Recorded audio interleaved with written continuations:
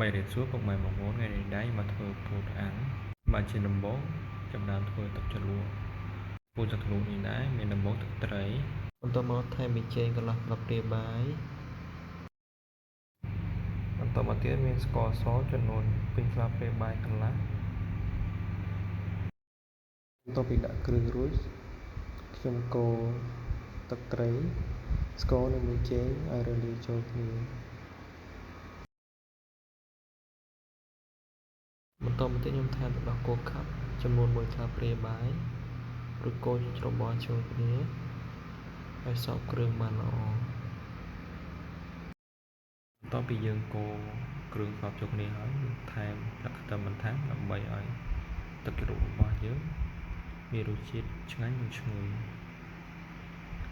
ទឹកខ្ទឹមនេះដែរបងប្អូនថែមទៅតាមចំណង់ចំណូលចិត្តរបស់បងប្អូនហើយកូរត្រឡប់គ្រឿងរបស់យើងជាមួយទឹកខ្ទឹមឲ្យបានចូលជាតិគ្នាល្អចំពោះទឹកជ្រលក់ខ្ញុំបាននេះធ្វើរាងសាមញ្ញបន្តិចបន្ទាប់ពីយើងធ្វើទឹកជ្រលក់រួចយើងចាប់ផ្ដើមមកបកពោតសម្អាតមួយយើងសម្អាតរួចរាល់ហើយយើងយកទៅលាងទឹកបន្ថែមបន្តិចដើម្បីឲ្យពោតយើងស្អាតបានល្អចំពោះពោតដែលខ្ញុំយកមកអាំងនេះពណ៌រាងចម្រុះបន្តិចបងប្អូន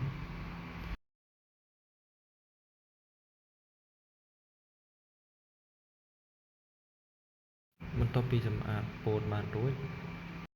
ខ្ញុំចាប់ផ្ដើមរៀបចំបង្កាត់ភ្លើងដើម្បីអាំងពោតចំពោះភ្លើងនេះដែរយើងដាក់មកល្មមទៅតាមបរិមាណពោតដែលយើងយកមកអាំងកុំឲ្យច្រើនពេក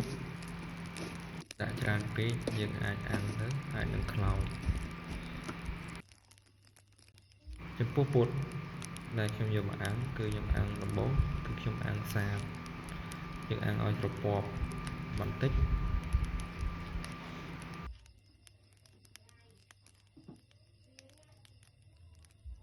ក្នុងការអាំងពោតនេះដែរខ្ញុំថែមអាំងជើងមាន់បន្ថែម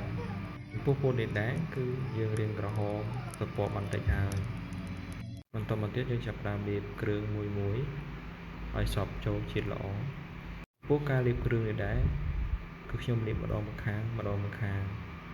យើងលាបបានសព្វគ្រឿងរួចហើយទៅតាមបរិមាណពោតដែលយើងមានចាំយើងប្រែម្ខាងទៀតយកមកលាបម្ខាងបន្ថែមចំពោះគ្រឿងនេះដែរបងប្អូនកុំលាបច្រើនពេកនាំឲ្យពោតរបស់យើងខ្លោចយើងលាបទៅល្មមទៅតាមបរិមាណពោតដែលយើងមានចំពោះដងដែលខ្ញុំលាបពោតនេះដែរគឺខ្ញុំកាត់ធាងចេកប្រហែលចំនួន2តឹកហើយខ្ញុំយកមកឲ្យទូបន្តិចដើម្បីងាយស្រួលក្នុងការលាបពោតរបស់ខ្ញុំបាន